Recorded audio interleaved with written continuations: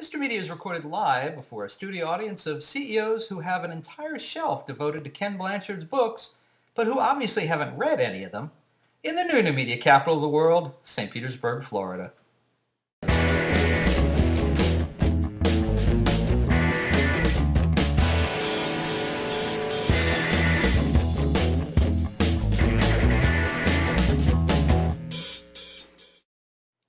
This year, my friend Cliff is celebrating his 10th anniversary as a flight attendant with Southwest Airlines. By coincidence, we had dinner with our wives this past Saturday night, and I got to pepper him with questions about his employer.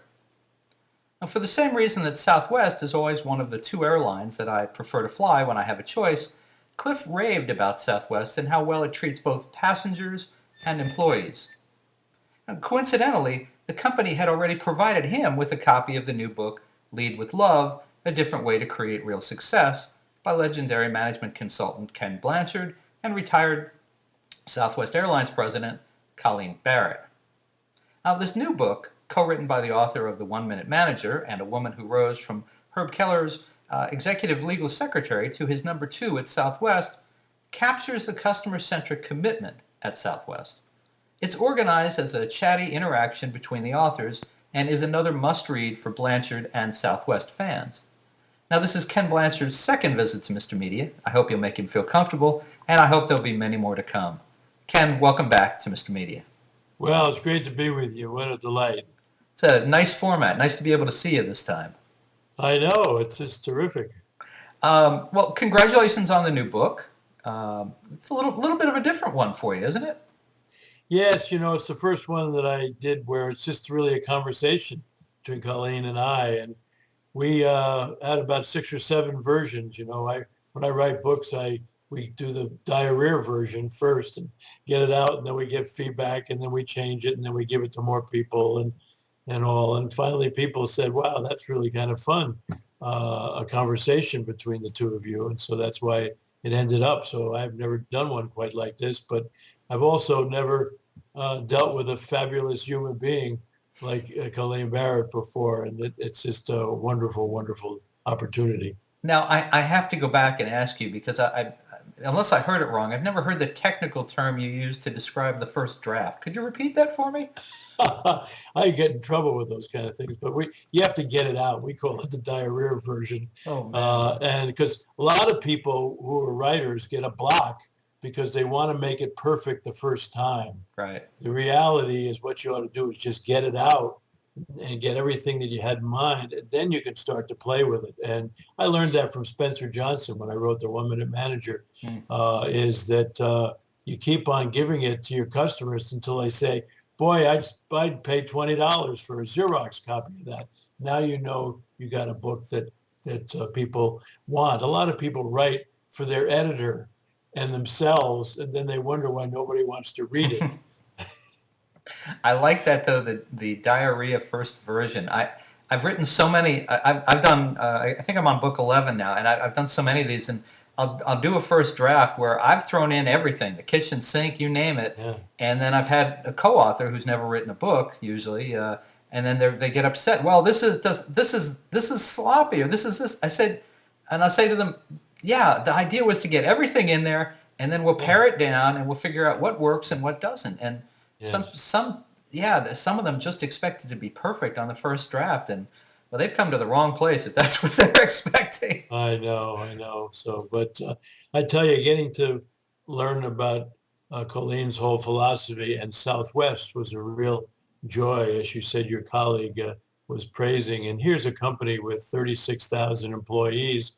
But the secret, I think, of the Lead with Love philosophy, and love is spelled LUV because that's their stock symbol, and they, fly out of Love Field, and they're, Love Avenue and all that kind of thing, is that their number one customer is their people.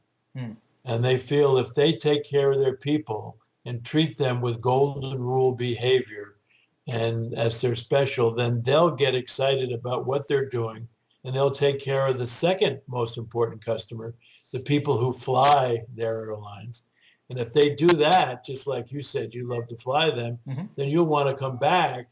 And then that takes care of the third customer, which is the stockholders and the shareholders and all those things. One of the problems I think in this country is a lot of people are under the pressure from Wall Street that acts like the only reason to be in business is to make money. And then they have that formula backwards. It's stockholders, customers, people.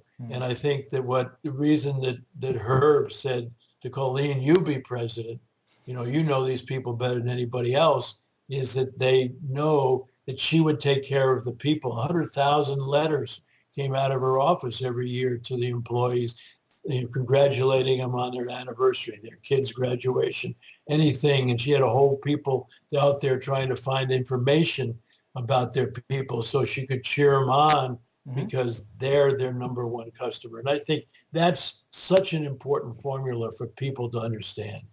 I'm thinking that there are probably an awful lot of companies in America whose CEOs or presidents would love to be able to sit down with Ken Blanchard and write a book. How did the relationship between you and Colleen and I guess you and Southwest develop? Does it go back a ways, or is it more recent?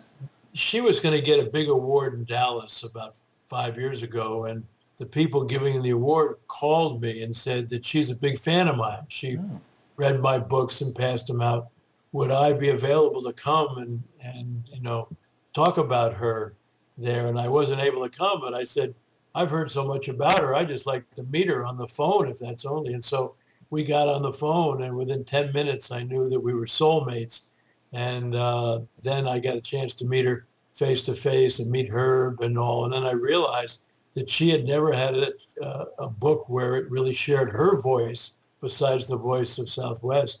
And my mother used to say to me, why don't you write a book by yourself? See, I've written over 50 books, but only 2 by myself. I wrote a book on golf by myself. So many people worked in my golf game, I didn't know who to write it. And I wrote my spiritual journey by myself. But the rest I wrote with other people. On my 70th birthday, I invited my co-authors, and about 50 of them showed up. And we had a day and a half of celebrating simple truths, because I'm a learner. Right. I just love to learn.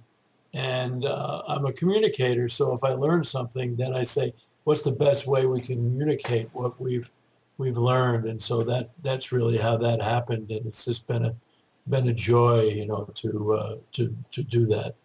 Now, were you already fairly familiar with the Southwest story before you met with Colleen, or more peripheral at that point?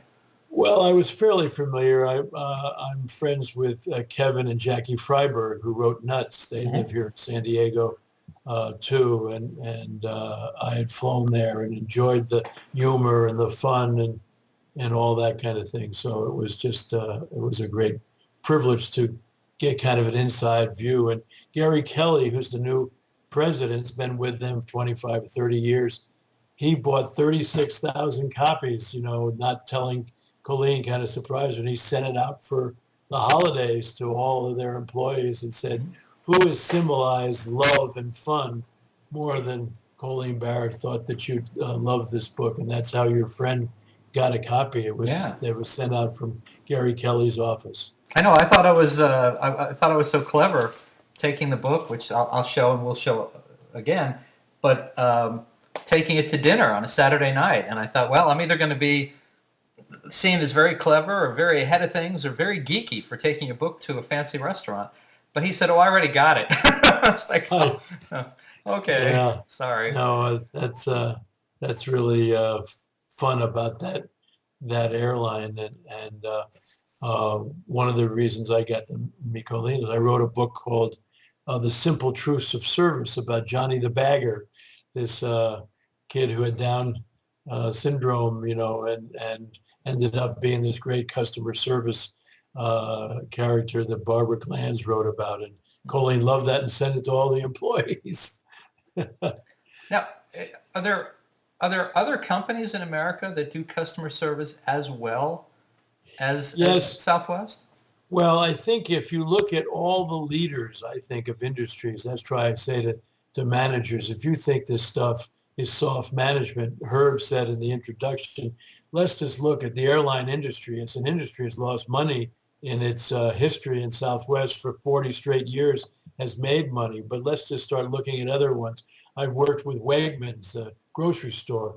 company out of Rochester. They won the #1 company to work with in the United States, and they get it, the servant leadership. When Jim Blanchard, before all the financial issues, was president of Synovus, they were chosen the #1 company, and he and his partner have scholarships in servant leadership in Southern universities all over the place. You look at Nordstrom's. I knew the Nordstrom brothers, and their customer services. My daughter worked for them, and when she was in college, she says, "Dad, I got a strange manager." I said, "What's strange about him?" He said, "He comes up to me 2 or 3 times a day and says, 'How can I help you, Debbie? Is there anything I can do?'" She said, "He acts like he works for me." I said, "That's exactly what he does." Ritz-Carlton, when Horst Schulze was running it, we are ladies and gentlemen serving ladies and gentlemen. What I mean? And so what I really do is I see the leaders get it, and people who are just Wall Street bottom line and all that don't get it still wonder why they can't perform as well. Because if you have your eye, see that Ichak Adisi's an old friend said, if you're playing tennis and your eye is on the scoreboard and not on the ball, it's really tough to play tennis. And the ball in organizations starts with your people, and then your people with your customers, and then your scoreboard. It's not you keep your eye on the scoreboard all the time and you forget your customers and your people. Well, Ken, let's take a quick break. And when we come back, I want to ask you some more about why the other airlines are not able to duplicate Southwest's success, even when they basically hand them the recipe for the secret sauce. They've done everything but go there and run the company themselves. But let's take a quick break. This is Bob Andelman, and you're listening to and hopefully watching the Mr. Media interview with legendary management consultant and author of The 1-Minute Manager, Ken Blanchard. His latest book, Lead with Love, A Different Way to Create Real Success. And we'll be right back.